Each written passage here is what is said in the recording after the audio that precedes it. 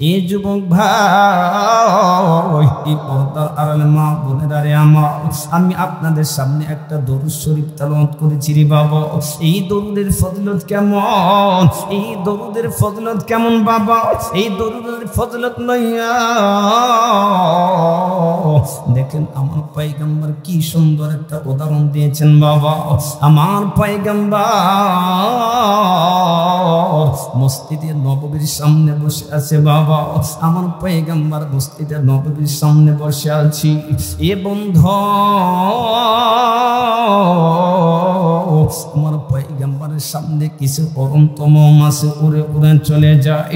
আরে আমার পয়গম্বরকে দেখিয়া এই উড়ন্ত মৌমাছিগুলো, এই উড়ন্ত মৌমাছিগুলো আমার পয়গম্বর দেখিয়া জোরে জোরে সালাম দেয়, বলে আসসালামু আলাইকুম ইয়া রাসূলুল্লাহ, ইয়া হাবিবাল্লাহ, আমরা আপনার সাথে কিছু কথা বলতে চাই। মৌমাছিগুলো যখন পয়গম্বরের সাথে কথা বলতে চাই, আমার পয়গম্বর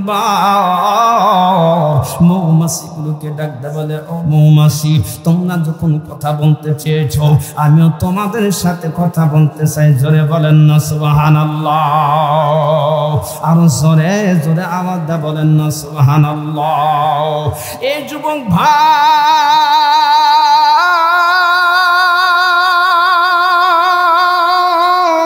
একটু দিলটা নরম করে দাও। আমার পয়গম্বর মৌমাছিকে ডাকতে বলে, মৌমাছি, তোমরা আমার সাথে কি কথা বলবে, তোমরা আমার সাথে কি কথা বলবে? বলে, ইয়া রাসূলুল্লাহ, আপনার সাথে এই জন্য কথা বলতে চাই, আপনি হলো এই জগতের, আপনি হলে এই পৃথিবীর, এই জগতের ভিতরে সবচেয়ে দামি ব্যক্তি। আপনার যেমন মর্যাদা, এই পৃথিবীর আপনার মতো মর্যাদা আর কোনো পৃথিবীর ভিতর মানুষ নেই। বলেন কথা ঠিক না বেটি? এই জন্য মৌমাছি ডাকতে বলে, ইয়া রাসূলুল্লাহ, ইয়া হাবিবাল্লাহ, আপনার সাথে কথা বলতে চাই। মৌমাছি বলে দিল, আচ্ছা ঠিক আছে, আমার সাথে তোমরা কথা বলো, কি কথা বলবে? তখন আমার পয়গম্বর মৌমাছিকে ডাকতে বলে, মৌমাছি, তোমরা উড়ে উড়ে কোথায় চলে যাও, তোমরা এই দিকে উড়ে উড়ে কোথায় চলে যাও?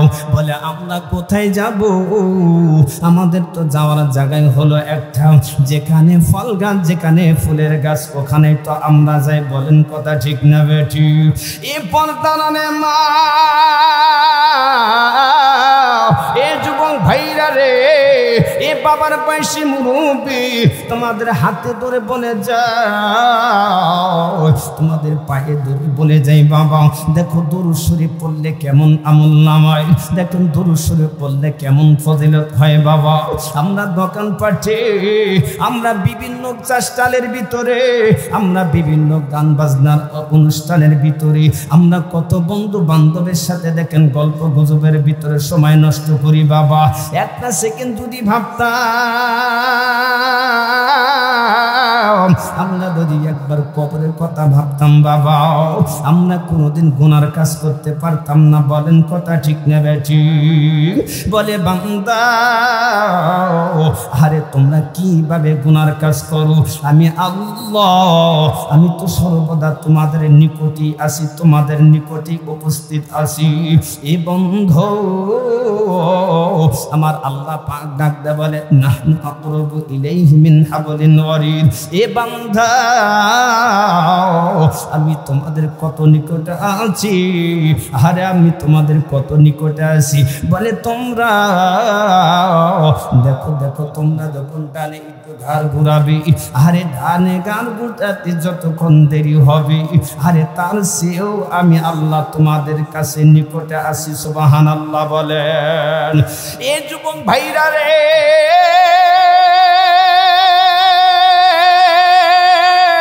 পয়গম্বর ডাকতে বলে, মৌমাছি তোমরা উড়ে উড়ে কোথায় যাও? মৌমাছি ডাকতে বলে, ইয়া রাসূলুল্লাহ, ইয়া হাবিবাল্লাহ, আমরা কোথায় যাব রাসূল গো?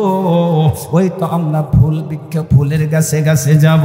ওই তো আমরা যেখানে ফলের গাছ, যেখানে ফুলের গাছ, আমরা ওখানেই তো যাব। বলে তোমরা ওখানে যাইয়ে কি সংগ্রহ করো? বলে আমরা মধু সংগ্রহ করি। রাসূল আমার ডাক দা বলে মৌমাছি,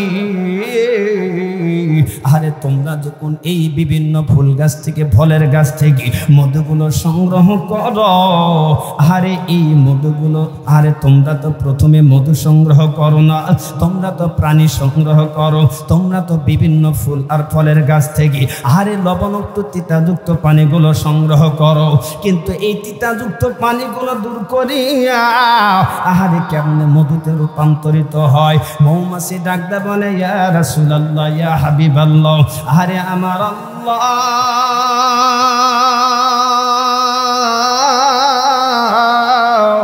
আরে মালিক রে একটা জবান খুলে ডাক না আল্লাহ, একটু জবান খুলে বলেন না আল্লাহ।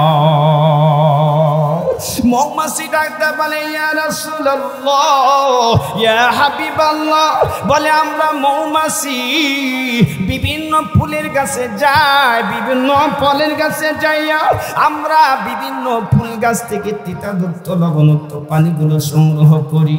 আর এই পানিগুলো কেমনে, আর এই পানিগুলো কেমনে আল্লাহ পাক পরিবর্তন করিয়ে দেয়?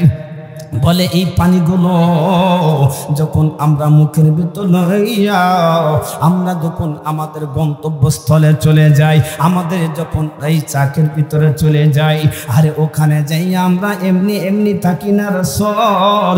আরে আমাদের গন্তব্যস্থলে যাওয়ার পর আরে আপনার নামের মধুর দরুদ আমরা বারবার জপতে থাকি। জোরে বলেন না সুবহানাল্লাহ। এই মৌমাছিগুলো যখন আহারে তাদের এই মৌমাছির চাকের ভিতরে যাইয়া বসিয়া সুন্দরভাবে আহারে যতক্ষণ সময় এই মৌমাছি চাকের উপরে দেয় ততক্ষণ পয়গম্বরের এই মহাব্বতের দরুদ জপতে থাকে। জোরে বলেন সুবহানাল্লাহ। মৌমাছি ডাকতে বলে ইয়া রাসূলুল্লাহ, ইয়া হাবিবাল্লাহ, আরে আপনার নামের মতো দরুদ পড়ার কারণে আমার আল্লাহ আরে কুদরতি ভাবে আপনার নামের বরকতের কারণে আমার আল্লাহ তিতাযুক্ত পানিগুলো দূর করিয়া আমার আল্লাহ এই তিতাযুক্ত পানিতে আমার আল্লাহ মিষ্টিতে রূপান্তরিত করে দেয়। সুবহানাল্লাহ। এই বন্ধুগণ আমার বাবাজি, একটা মাছি যদি একটা যদি কি মৌমাছি যদি বাবা আরে তারা যদি পয়গম্বরের নামটা জপার কারণে আল্লাহ পাক যদি তিতাযুক্ত পানিগুলো দূর করিয়া আমার আল্লাহ মিষ্টিতে রূপান্তরিত করতে পারে, আমি আর আপনি মানুষ হওয়ার পর পয়গম্বরের দরুদ যদি পড়ি বাবা আমাদের কিন্তু লস হবে না। বলেন কথা ঠিক না বেঠে? আমার পয়গম্বর ডাক দিলে মান আহাব্বা সুন্নতি ফাকাত আহাব্বানি, আহারে বলে যেই সকল বান্দারা আহারে আমার সাথে বেশি সম্পর্ক করবে বলে ওই বান্দাদের সাথে আহারে ওই বান্দাগুলো আমি পয়গম্বরের সাথে অবস্থান করবে। সুবহানাল্লাহ বলেন। এই জন্য বাবা আমরা কি করব? দরুদ শরীফটা মহব্বতের সাথে পড়ব। এই দরুদ পড়লে আমার আল্লাহ বলে পয়গম্বর আমাদের জন্য কাল কঠিন কিয়ামতের ময়দানে সুপারিশ করবে। আওয়াজ দিয়ে বলেন সুবহানাল্লাহ। এই জন্য আমাদের কিসের পাগল হওয়া দরকার বাবা? নবীজির পাগল হওয়া দরকার। বলেন কথা ঠিক না বেটি? আমাদের আল্লাহ তাআলার পাগল হওয়া দরকার, আমাদের নবীজির পাগল হওয়া দরকার। আজকে আমরা পৃথিবীর ভিতরে আমরা আসল খুঁটি ছেড়ে দিয়া নকল খুঁটি ধরছে। বলেন কথা ঠিক না বেটি? এই জন্য বন্ধুগণ আমার বাবাজি সংসারের ভিতরে বরকত নাই, এই জন্য সংসারের ভিতরে শান্তি নাই। বলেন কথা ঠিক না বেটি? এই জন্য আমরা কি করব? পয়গম্বরের পাগল হয়ে যাব। এই জন্য কবি বলেন আমরা নবীজির পাগল, আমরা মদিনার পাগল। সবাই জোরে বলেন আমি নবীজির পাগল, আমি মদিনার পাগল, আমি নবীজির পাগল, আমি মদিনার পাগল। আমার বুকে নবী নবী দু চোখে মদিনার ছবি, আমার বুকে নবী নবী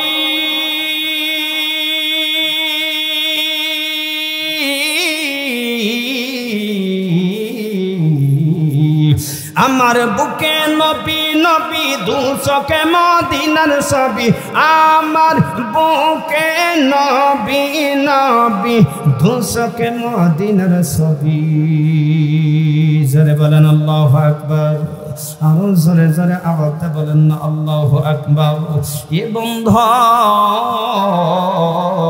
এই জন্য কি করব রে বাবা এই জন্য আমরা পয়গম্বর মুহাম্মদের দরুদ শরীফটা আমরা আমল করব বাবা এই দরুদ যদি কোনো বন্ধু পড়ে আমার পয়গম্বর হাসরে ময়দানে তার জন্য সুপারিশ করে জান্নাতে নিয়ে যাবে সুবহানাল্লাহ বলেন আমি আপনাদের সামনে যে আয়াতে কারিমা তেলাওয়াত করেছি রে বাবা বলে আমি আল্লাহ এই কালামুল্লাহ আমি আল্লাহ নিজে কি করেছি বাবা নিজেই লিখেছি নিজেই নাযিল করেছি বাবা এই কালামুল্লাহ আমার আল্লাহ নিজেই হেফাজত করবেন সুবহানাল্লাহ আরো জোরে আওয়াজে বলেন না সুবহানাল্লাহ আমার আল্লাহ বলেন এই কালামটা আমি আল্লাহ নিজে কি করব সংরক্ষণ করব কোন বেদিন আর কোন কোরআনের দুশমন আরে কোন নাস্তিক আর বেঈমান এই কোরআনের কোন সুল পরিমাণ ক্ষতি করতে পারবে না বলেন কথা ঠিক না বেঠে এ যুবক ভাইরা রে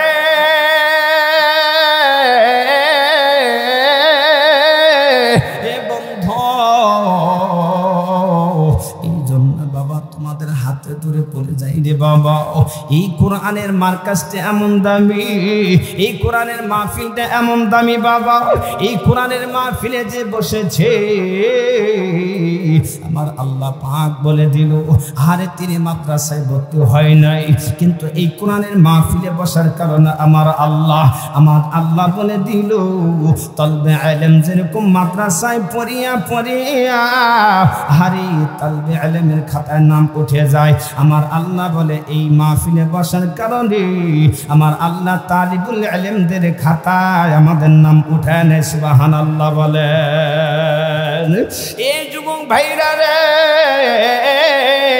এই জন্য মুসলমান বন্ধুগণ আমার বাবাজি এই জন্য আমাদের ছেলে সন্তান মাদ্রাসায় দিয়েছে আমরা মাদ্রাসায় দিয়ে ঠকি নেই রে বাবা আমরা মাদ্রাসায় দিয়ে কোনো ঠকি নেই বাবা আমরা বরং মাদ্রাসায় দিয়ে যেতে গেছি রে বাবা আমাদের অনেক সন্তান মাদ্রাসায় দিয়েছি রে বাবা আমাদের মতো আরে কিতাবের ভিতর লেখক সুন্দর করে লেখে রে বাবা বাইজিদ বুস্তামির ঘটনা আপনারা শুনেছেন বাবা আরে বাইজিদ বুস্তামি আরে যখন বয়সটা যখন 1 থেকে যখন 7 বছর হয়ে গেল এই বাইজিদ বুস্তামি আরে তার মা সুন্দর করে হাতটা ধরিয়া বাবা এই সন্তানে হাতটা ধরিয়া আরে হাঁটি হাঁটি পা পা করিয়া মাদ্রাসায় লইয়া যায় উস্তাদের হাতের ভিতর দিয়ে বলে উস্তাদ গো এই সন্তানকে আলেম বানায় দিবেন এই সন্তানকে কোরআনের হাফেজ বানায় দিবেন এই সন্তান যতদিন পর্যন্ত আলেম হবে না রে বাবা এই সন্তান যেন বাড়িতে না ফিরে যায় আমি যেন এই সন্তানের চেহারা না দেখি এই সন্তান মাদ্রাসায় যখন রেখে গেল এই বাচ্চা সন্তানকে মাদ্রাসায় রেখে গেল বাইজিদ বুস্তামির মা মাদ্রাসায় সন্তানকে রেখে যায় আর আল্লাহর কাছে দোয়া করে মালিক গো আমি এই সন্তানকে আমি আলেম হিসেবে দেখতে চাই এই সন্তানকে কোরআনের হাফেজ হিসেবে আমি দেখতে চাই আর আমি মা আরে আমি একজন আলেমের মা হয়ে দুনিয়া থেকে যেতে চাই এই নিয়তে বাইজিদের হাত ধরিয়া মাদ্রাসার ভিতরে রেখে গেল ওস্তাদকে বলে ওস্তাদ এই সন্তানকে আপনি হাফেজ বানায় দিবেন আলেম বানায় দিবেন উস্তাদ ডাকতে বলে মা আমরা তো আলেম বানাইতে পারি না আমরা তো হাফেজ বানাইতে পারি না একমাত্র আল্লাহ যদি চায় তাহলে হাফেজ হওয়া সম্ভব বলেন কথা ঠিক না বেঠে আল্লাহ যদি চায় আলেম হওয়া সম্ভব আল্লাহ যদি চায় ডাক্তার হওয়া সম্ভব আল্লাহ যদি চায় ওকালতি ব্যারিস্টার হওয়া সম্ভব আল্লাহ যদি না চায় কোনো কিছু সম্ভব নয় আরে উস্তাদ ডাকতে বলে মা আপনি শুধু সন্তানের জন্য দোয়া করবেন আপনি শুধু সন্তানের জন্য দোয়া করবেন। দেখেন মার দোয়া কেমনে কামে লাগে, মার দোয়া কেমনে কাজে লাগে রে বাবা।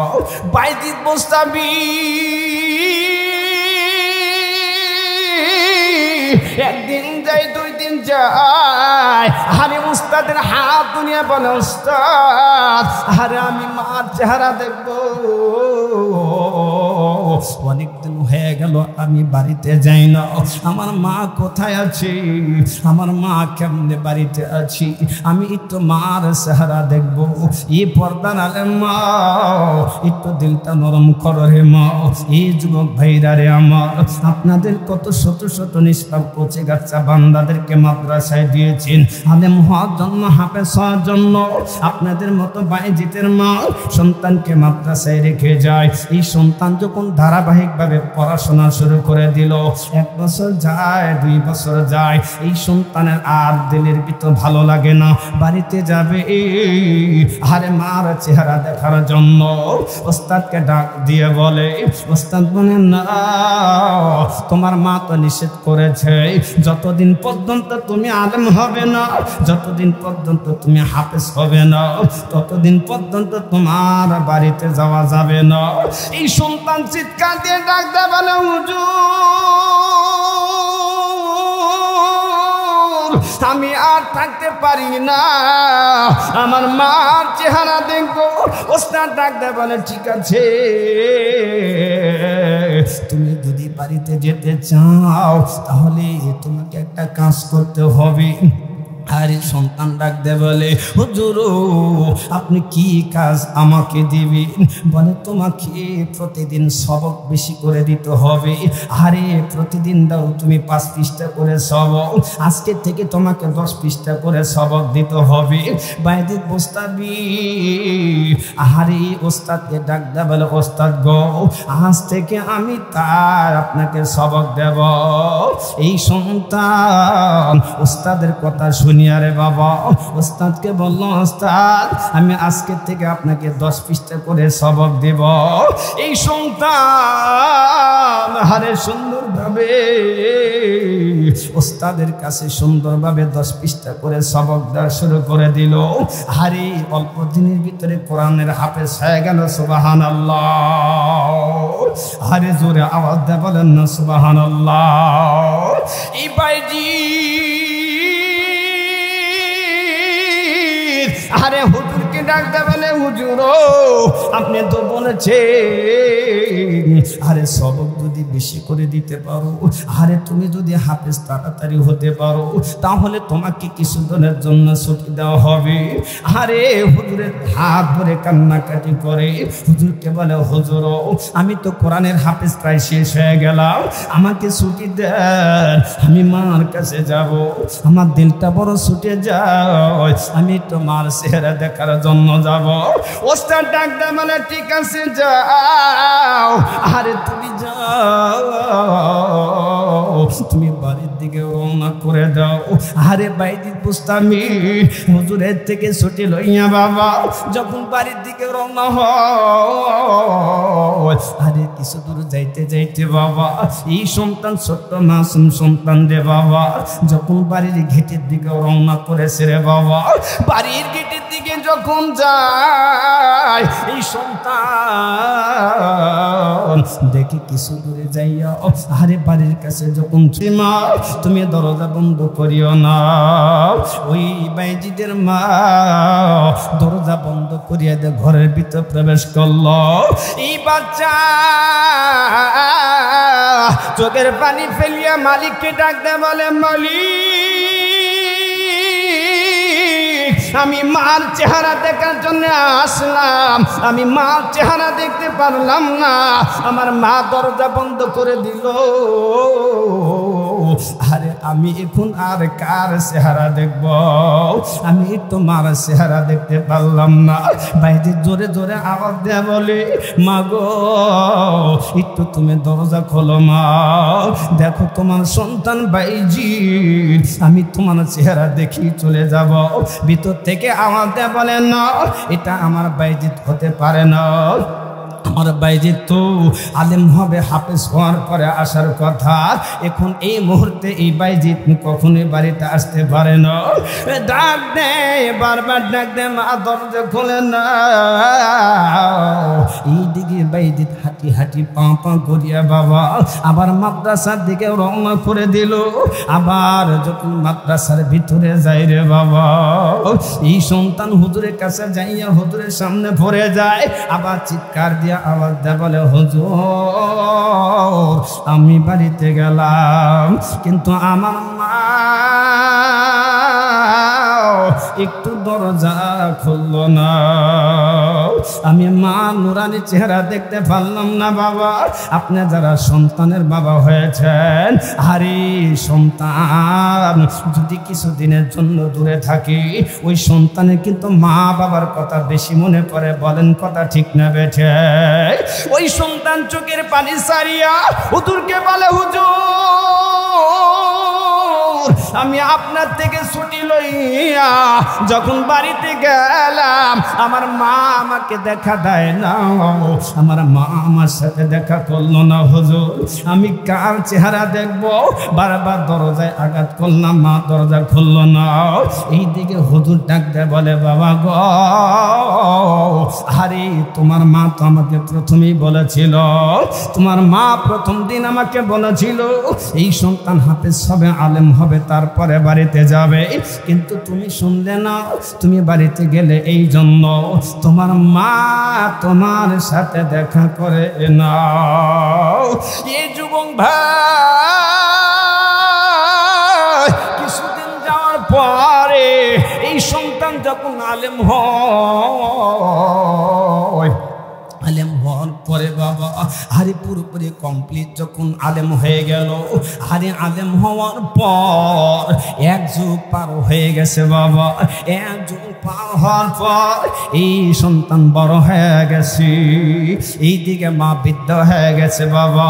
এই সন্তান যখন একবার আলেম হয়ে গেল, আলেম হওয়ার পর আরে বন্ধুগণ আমার বাবাজি, আরে যখন কোনো সন্তান যখন আলেম হয়, যখন কোনো সন্তান কোরআনের হাফেজ হয়, এই হাফেজ হইলে এই সন্তানের মাথার উপরে কিন্তু পাগড়ি পেঁচায় দেয়। বলেন কথা ঠিক না বেঠে?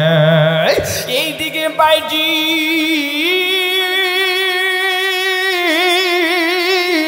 যখন আলেম হয়েছে, আরে বাইজিতে মাথায় পাগড়ি পরানোর জন্য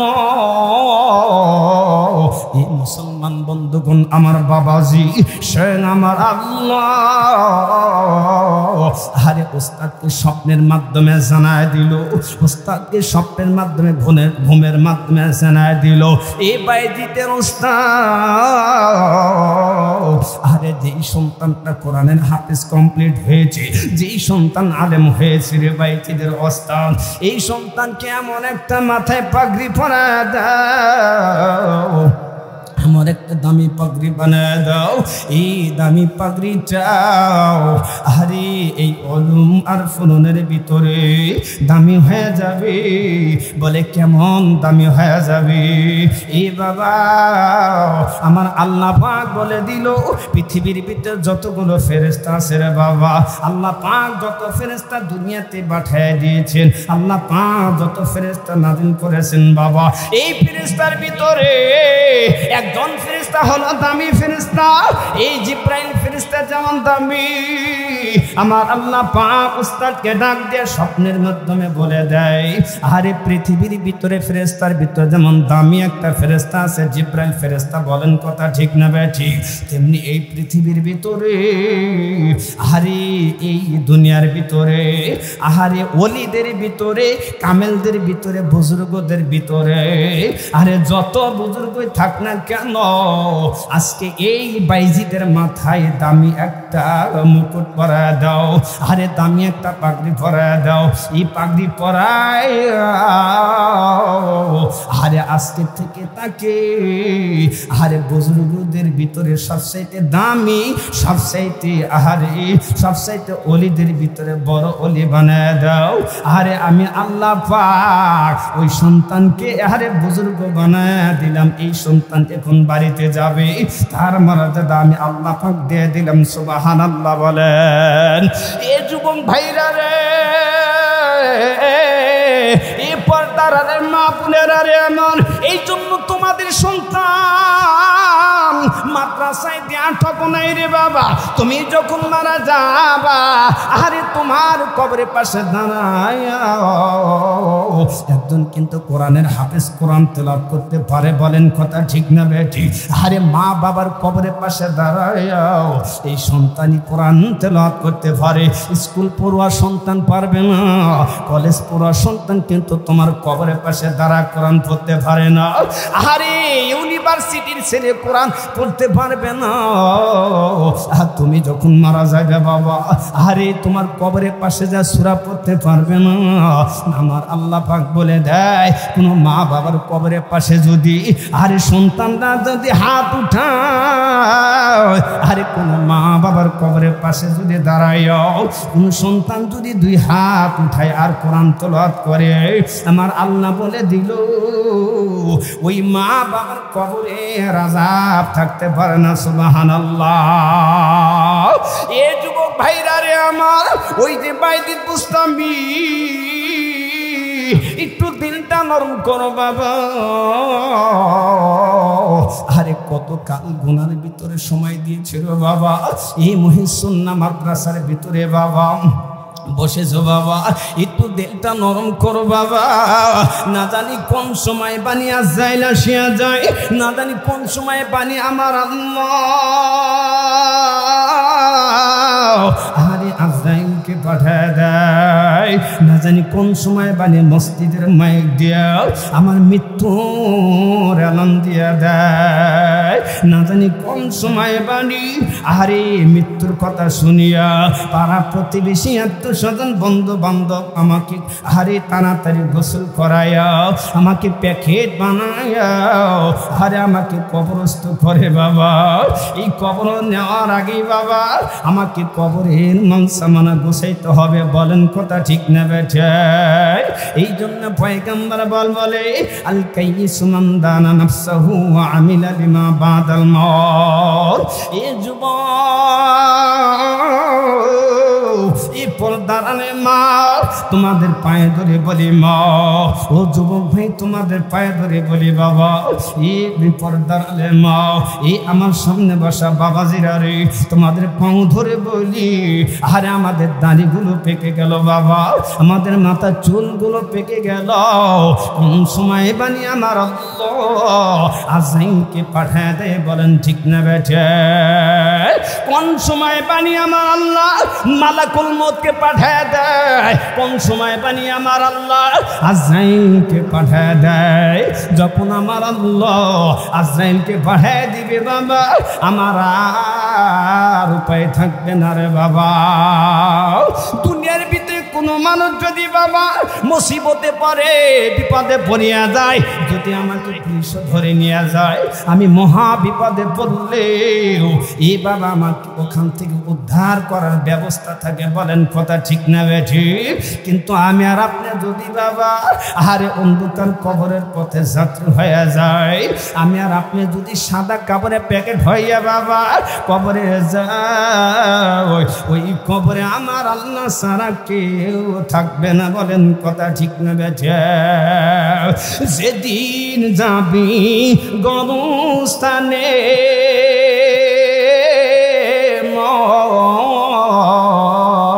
জোরে বলেন মারহাবা।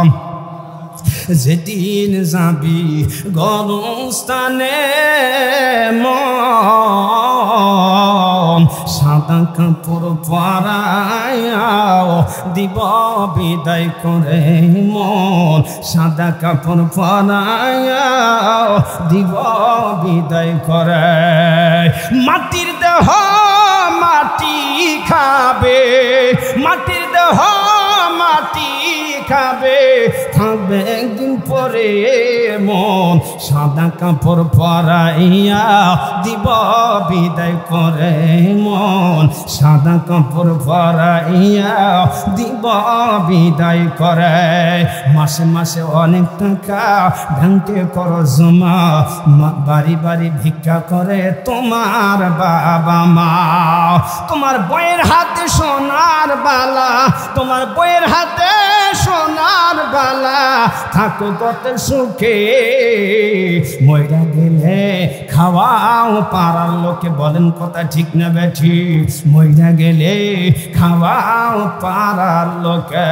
জোরে বলেন না মারহাবা, আরো আওয়াজ দিয়া বলেন না মারহাবা। এ যুবক,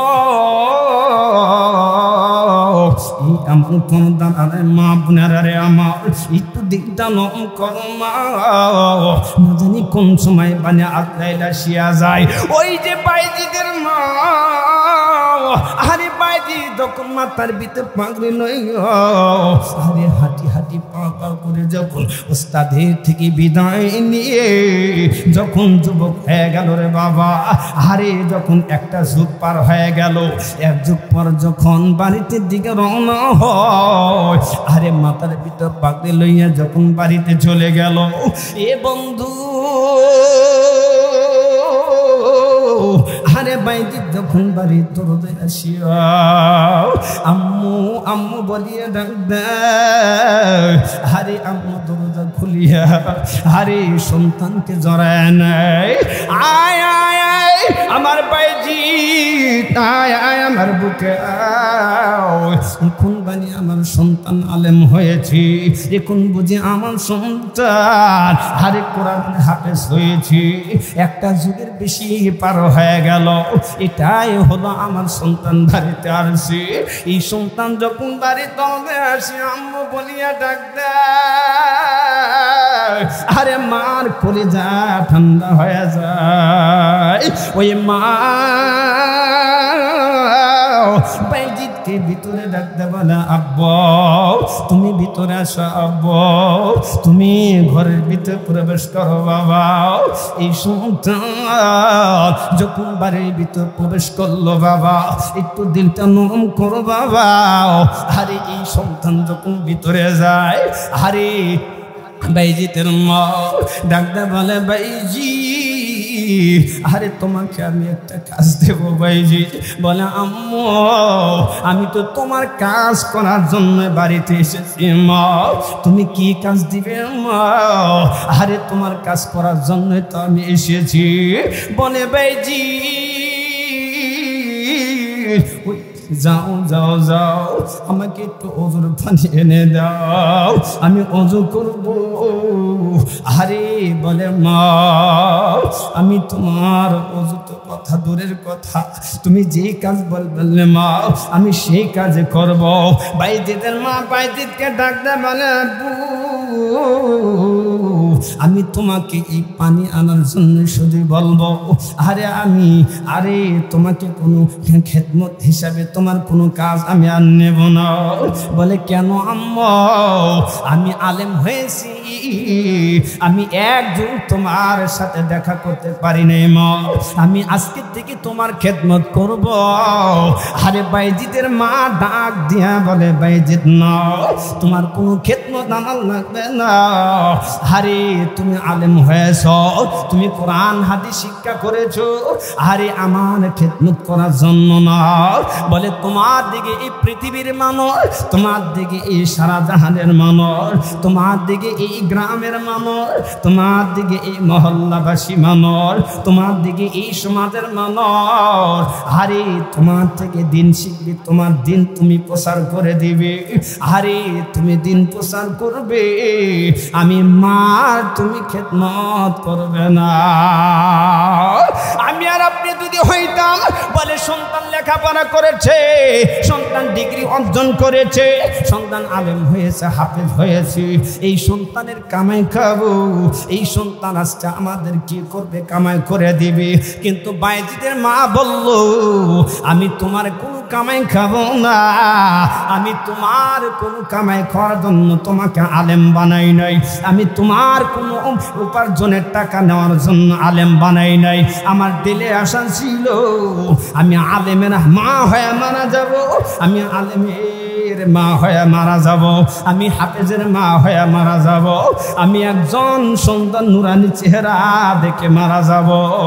আরে তুমি সারা পৃথিবীর ভিতরে তুমি খেদমত করবে, প্রত্যেকটা মানুষের কাছে ইসলাম পৌঁছায় দিবে, প্রত্যেকটা মানুষের কাছে তুমি দিনগুলো বোঝায় দিবে, আল্লাহর কালাম মানুষের কাছে তুমি পৌঁছায় দিবে।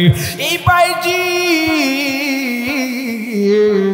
আরে মাকে যখন আরে ওজুর পানি আনিয়ে দিল, মা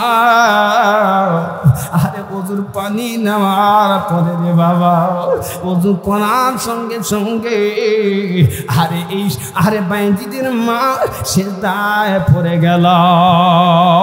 ওজু করার পরে বাইজিদের মা সেজদায় পড়ে যায়, ওই বাইজিদের মা রে বাবা ওই সেজদায় যে গেল, আর ওই বাইজিদের মা ওই সেজদা থেকে আর ফিরে আসলো না।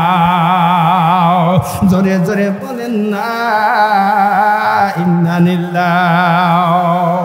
এ পর্দার মা, এ যুবক ভাইরা রে, এ বন্ধুগণ আমার বাবাজি, ওই যে বাইজিদের মা আরে দুনিয়ার থেকে বিদায় হয়ে গেল।